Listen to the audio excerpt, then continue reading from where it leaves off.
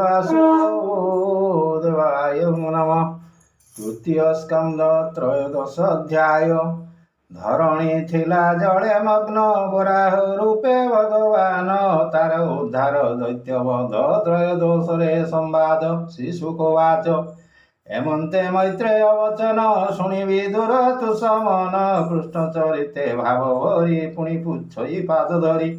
विदुर उवाच से स्वयंभुव रूपवर साक्षात ब्रह्मार शरीर जे सत रूपा पत्नी तार स्वभावे ब्रह्मार शरीर निर्मित नर नारी रूपे विष्णु आदेशे विश्वकल्पे मैथुन भावे से रहिले केमंते सृष्टि भियाइले से राज ऋषिर चरित कही संतोष कर चित्त हे कृष्ण कथा पुण्य जस श्रवणे चित्त कलास मैत्री वाच शुण विदुर एक चिते तु जहा पचारिलु मते ब्रह्मार शरीर संभव पत्नीर तुले स्वयंभव कर अंजलि शिरे देई बुलई ब्रह्मा मुख चाहि तु सर्व जंतुंकर पिता जन्म संपद वृत्ति दाता आंबे तोहर प्रजा गणे जेमंते से भूतु चरणे से आज्ञा दियो भेदवर तोर चरणे नमस्कार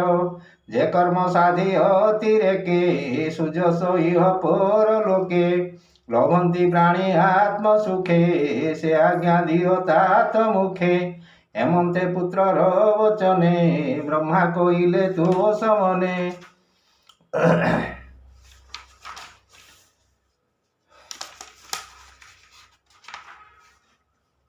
ब्रह्मा उवाच शुण कुमर साधु धीर तुए संसारे नृपवर निर्मल हृदय तु पचारु जेन संवाद शिष्य गुरु तोठारे हुईले प्रसन्न तोहर हेउ जे कल्याण पितार आज्ञा शिरे धरी पृथुरे सर्व परिहरी एहार संगे तुही राम संतति कर आत्म सम धर्म पालन कर मोहि विष्णु को पूज यज्ञ दाई प्रजा पालन कर आशा तेणे मोहिब शुश्रूषा प्रजा पालन धर्म कले विष्णु संतोष हंती भले जे यज्ञ रूप जनार्दन जहा को नुहंती प्रसन्न से श्रमे जेते कार्य करे व्यर्थ सबु जान भले मनोवाच भनाथ तोर आदेशे सृष्टि मु करिबी विश्वासे मु सृष्टि सर जीवी काहि ये जोड़े धरणी तो नाही तार उद्धारे यत्न कर जेमंते सृष्टिर संचार मैत्रेय उवाच एमंते पुत्रर वचने ब्रह्मा विचारे निज मने पूर्वे प्रलय जल राशि पवन संगे मुझे ग्रासी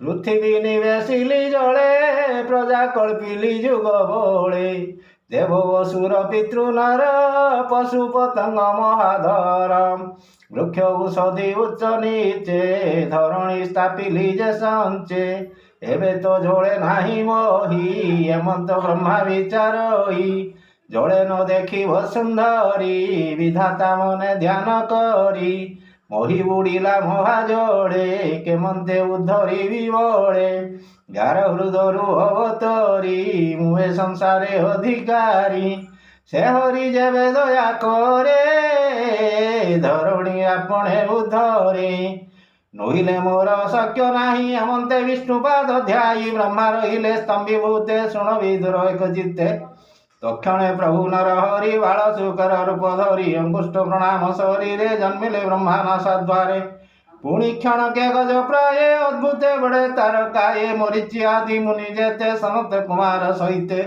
देखंती भरा शरीर क्षण क्षण के हो गोचर ऋषिंगी जाहि भेदवर कहंती देखिता शरीर अंगुष्ठ मात्रे जात होई पर्वत समाने बड़ई एवा अटे भगवान मु मन खेद जानी जन्म हेमंत जानी वासुदेव गर्जिले गजेन्द्र स्वभाव ब्रह्मादि ऋषि समेते हरस कले सर्वचित्ते दिग पुरीला गजंते अद्भुत शब्द सहित शुणिब गीत चकित मुनि जने आनंदे विचारती मने से मायामय नर हरि छद्म शुकर रूप धरी जन सत्य तप निवासी मिली सकल ब्रह्म ऋषि स्तुति करती मन तो से धरणी उद्धरिवासे जार गुण अनुवादे क्षमनुहंती चारि वेदे ଯାରୂପ ମନ ଜ୍ଞାନେ ଚିନ୍ତି ଅଶେଷ ଶାସ୍ତ୍ରେ ନ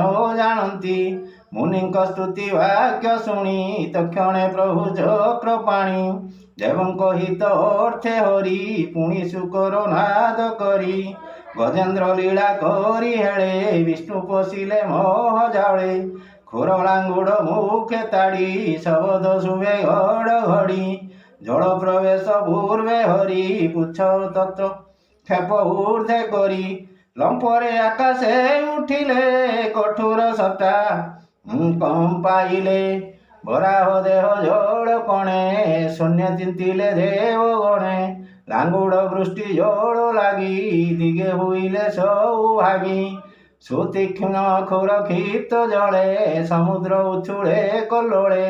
ପର୍ବତ ପ୍ରାୟ ଦେହ କାନ୍ତି ଜ୍ୟୋତି ସମୂହେ ଝଟକନ୍ତି। ମୋହିକୁ ଯନ୍ତି ପ୍ରାଣ ବସେ ଧରଣୀ ଉଦ୍ଧରିବା ଆସେ। କରାଳ ଦନ୍ତ ଉଷ୍ଟ ପାଟି ଊର୍ଦ୍ଧ୍ୱେ ମୁନିକି ଦେଇ ଦୃଷ୍ଟି। ତକ୍ଷଣେ ଶବ୍ଦ କରି ଜଳେ ପଶିଲେ ସମୁଦ୍ର କଲ୍ଲୋଳେ। ଅଙ୍ଗ ପଡ଼ନ୍ତେ ବଜ୍ର ପ୍ରାଏ ଦେଖି ଜଳଧି କଲା ଭଏ। ତରଙ୍ଗ କର ଉଚ୍ଚେ କରି ଡାକଇ ରଖ ଧଇ ତାରି। ହେ ଯଜ୍ଞେଶ୍ୱର ତ୍ରାହି କର ମୁତୁମ୍ବ ଚରଣେ କିଙ୍କର। ସମୁଦ୍ର ମୁଖ ରାବ ଗୋଳେ ହରି ପଶିଲେ ରୋଷା ତଳେ। ଜଳେ ନିମଗ୍ନା ବସୁନ୍ଧରି ତକ୍ଷଣେ ଦନ୍ତାଗ୍ରେ ଉଦ୍ଧରି। ଜଳୁ ଆସନ୍ତେ ଊର୍ଦ୍ଧ୍ୱ ମୁଖେ ଅସୁର ମିଳିଲା ସମ୍ମୁଖେ। ଆଦି ଅସୁର ଯେ ପ୍ରତ୍ୟକ୍ଷ ନାମ ତାହାର ହିରଣ୍ୟାକ୍ଷ। ଗଦା ବୁଲାଇ ଅତି ବେଗେ ମିଳିଲା ଯଜ୍ଞପତି ଆଗେ। ମତମାତଙ୍ଗ ଜନ୍ମେ ମୋହି କର୍କଶ ଦନ୍ତେ ବିଦାରହି। ଲୀଳାଏ ଅସୁର ସଂହାରି ଗଜକୁ ଯେ ସନେ କେଶରୀ। ତା ଦେହ ଦଶନେ ବିଦାରି ଧରଣୀ ଘେନି ବିଜେ କରି। ତମାଳ ନୀଳବର୍ଣ୍ଣ ଦେହି ଶୁକ୍ଳ ତୀକ୍ଷ୍ଣ ଦନ୍ତ ଦୁଇ। ଦଶନ ଅଗ୍ରେ ମହୀର ହେ ଚନ୍ଦ୍ରେ କଳଙ୍କ ଜହ୍ନେ ଶୋହେ। ଅମନ୍ତ ରୂପ ଦେଖି ବେଗେ ବ୍ରହ୍ମା ମିଳିଲେ ବିଷ୍ଣୁ ଆଗେ। ସଙ୍ଗତେ ମୁନି ବୃନ୍ଦ ଘେନି ସ୍ତୁତି କରନ୍ତି ପଦ୍ମଜୁନି। ଋଷୟ ଉବାଚ ହେ ଯଜ୍ଞ ରୂପୀ ଜନାର୍ଦ୍ଦନ ତୋର ବିହାର ତ୍ରିଭୁବନ। ଜୟ ତୁ ଜୟ ଭଗବାନ ତୁ ଦେବମୟ ବିଦ୍ୟମାନ। ଯଜ୍ଞମୂର୍ତ୍ତି ନିଜ ପିଣ୍ଡେ ଯେ ଧର୍ମ ଧର୍ମ କର୍ମ କାଣ୍ଡେ। ତୋର ଶରୀର ରୁମ କୋପେ ସମୁଦ୍ର ଲୁଚିଲା ସ୍ୱରୂପେ। ନମୋ ଗୋବିନ୍ଦ ମହୀଧର ଶେଷ ମହିମା ସାଗର। ହେ କାଳ ରୂପୀ ତୋ ଚରଣେ ନିର୍ଭୟେ ପଶିଲୁ ଶରଣେ। ଯଜ୍ଞାଦି ଆତ୍ମା ତୋ ଶରୀର ଦୁଷ୍ଟ ତ ଜନେ ହୋ ଗୋଚର। ତୋ ଦେହ ଚର୍ମେ ଭେଦ ବସେ ଅନଳ ରୁମ କୋପ ଦେଶେ। ହୃତ ଆହୁତି ନେତ୍ର ଯୁଗେ ଚତୁର ହୃତ ପାଦ ଭାଗେ। ଏ ଯଜ୍ଞ ସୂର୍ଯ୍ୟ ତୋର ତୁଣ୍ଡେ ସ୍ତୁବ ନିର୍ମିତ ନାସା ଖଣ୍ଡେ। ଇଡ଼ା ଉଦର ଅନୁବନ୍ଧେ ତମସ ରହେ କର୍ଣ୍ଣ ରନ୍ଧ୍ରେ। ପ୍ରାଶ୍ରିତ ବସେ ତୋର ଆସେ ଗ୍ରହେ ବସନ୍ତି ତୋର ଗ୍ରାସେ। ସର୍ବଣେ ଅଗ୍ନିହୃତ୍ର ରୋହେ ଦୀକ୍ଷା ତନୁ ଜନ୍ମ ବହେ। ଯେ ଉପସଦ ତିନି ଇଷ୍ଟେ ସେ ତୋର ସର୍ବାଦେଶ ଅଟେ। ଦନ୍ତେ ପ୍ରାୟଣୀ ଉଦୟିନୀ ଜୁହାରେ ପ୍ରବର୍ତ୍ୟ ତୁ ହେନି। ଶିରେ ହୁମର ହିତ ଅଗ୍ନି ଆବର ଉପାସନା ବହ୍ନି। ପ୍ରାଣେ ବସନ୍ତି ତିଥି ଗଣ ସୋମ ତୋରେ ତ ଆଚରଣ।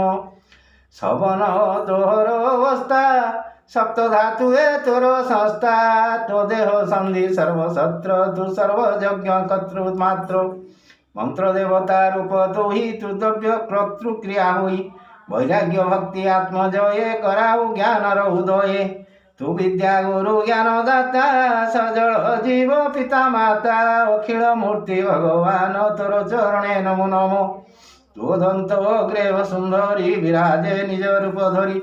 କିଏ ବା ଦେବା ପଟାନ୍ତର ଜଳେ ଯେ ସନେ କରିବର। ପତ୍ର ସମେତେ ପଦ୍ମ ବହେ ତୋ ଦନ୍ତ ଅଗ୍ରେ ଜହ୍ନେ ଶୋହେ। ଏ ଯେ ଶୋକର ତୋର ଦେହ ଅଶେଷ ଯଜ୍ଞ ବେଦମୟ। ଦନ୍ତେ ଧରଣୀ କରେ ଶୋଭା ଯିବା ଉପମା ତାହା ଦେବା। ପର୍ବତ ଶୃଙ୍ଗେ ଜଳଧର ଯେମନ୍ତେ ଦିଶଇ ସୁନ୍ଦର। ତେମନ୍ତେ ଶୋଭିତ ଧରଣୀ ତୋ ଦନ୍ତ ଅଗ୍ରେ ଚକ୍ର ପାଣି। ଏବେ ଧରଣୀ ସାପ ଜଳେ ଓ ନାଥ ତୋର ମାୟା ବଳେ। ଏ ଭୂମି ଜୀବ ଲୋକ ମାତା ତୁ ନାଥ ଜୀବ ଲୋକ ପିତା। ତୁ ବିନା ଅନ୍ୟ କେବା ବଳେ ମୋହି ଉଦ୍ଧରେ ମୋହି ଜଳେ। एणु विस्मयो आरंभो नाही अति विस्मयो विश्वे जयी ताकु तु हि माया बळे सर्जना कलु एसो योळे ए जे ईश्वर तोर देही सकल वेदमय एहि जळे कंपन्ते तो शरीर जड़ दिशे अयंकर तोर मग्र जड़ राशि उछोड़ी शून्य मार्गे आसी जन तप सत्य होने आंबे जे रहु तू समने तुरम जड़े करी स्नान आनंदे तो सकलु मन पवित्र कलु पिंड प्राण तोर शरण नारायण तु कर्म पार जानिबारे जे जन मने वांछा करे से निश्चय अटे मंदमती काहू जानिब तोर गति तु जोग माया गुण बळे आंबे मोहित हे शयळे एणु विश्वकु सुख देई आमकु कर नाथ त्राही मैत्रेय उवाच ब्रह्मादि मुनिक वचने वराह रूपी दोष मने जड़े बसाई सुंदरी अदृश्य हुईले मुरारी से हरि अभय चरणे विदुर पशतु शरणे ए मनोहर कृष्ण कथा जे बाहुंती श्रोता वक्ता तार हृदय भगवान तक्षणे हुंती प्रसन्न तार प्रसन्न माया घर नलिन्या दले जेने नीर न लागे नीरते सिंचन्ते विष्णु प्रसंग अनुमते अन्य पसंते हरिवाणी सुधा समुद्र परिमाणी आनंदे कर सुधा पान जेणे हुईब तत्व ज्ञान तृतीय स्कंदे भागवत अद्भुत वराह चरित एणे निवेशी बुद्धि चित्त कहि दास जगन्नाथ इति श्रीमद्भागवते महापुराणे पारमहंस्यां संहितायां तृतीय स्कंदे वराहवपुषा धरोद्धारणं नाम त्रयोदशोऽध्यायो।